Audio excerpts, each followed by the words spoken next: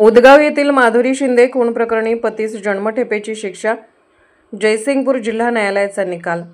उदगाव तालुका शिरोळ येथे 23 जून 2018 रोजी झालेल्या माधुरी सूर्यकांत शिंदे यांच्या खुनाच्या प्रकरणी आरोपी पती सूर्यकांत महादेव शिंदे राहणार उदगाव याला अतिजिल्हा व सत्र न्यायाधीश जी.बी. गुरवसो यांनी भादवी कलम 302 अंतर्गत जन्मठेपेची शिक्षा व 901 रुपये दंड ठोठावला आहे। या खटल्याची सुनावणी जयसिंगपूर येथील अतिसत्र न्यायालयात 20 जानेवारी 2023 पासून सुरू झाली होती।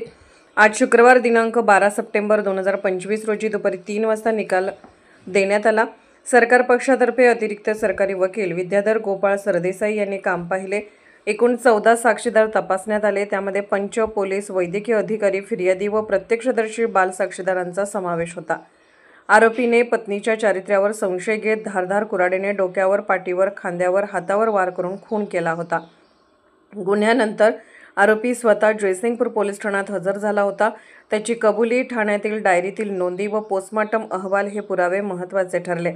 या खटल्यात बाल साक्षीदार शिवराज शिंदे, मुलगा व मुलगी रेवा शिंदे यांची साक्ष निर्णायक ठरली। तपास अधिकारी पोलीस निरीक्षक Shahaji Akaram Nikam, police head constable Prabhavati Sawant, PSI दीडबाग यांचे महत्त्वाचे योगदान ठरले। पोलीस कॉन्स्टेबल अनंता कदम यांनी साक्षीदार हजर ठेवण्यास विशेष मदत केली। या शिक्षेमुळे अशा गुन्हेगारी प्रवृत्तींना आळा बसण्यास मदत होईल, अशी प्रतिक्रिया स्थानिकांकडून व्यक्त होत आहे।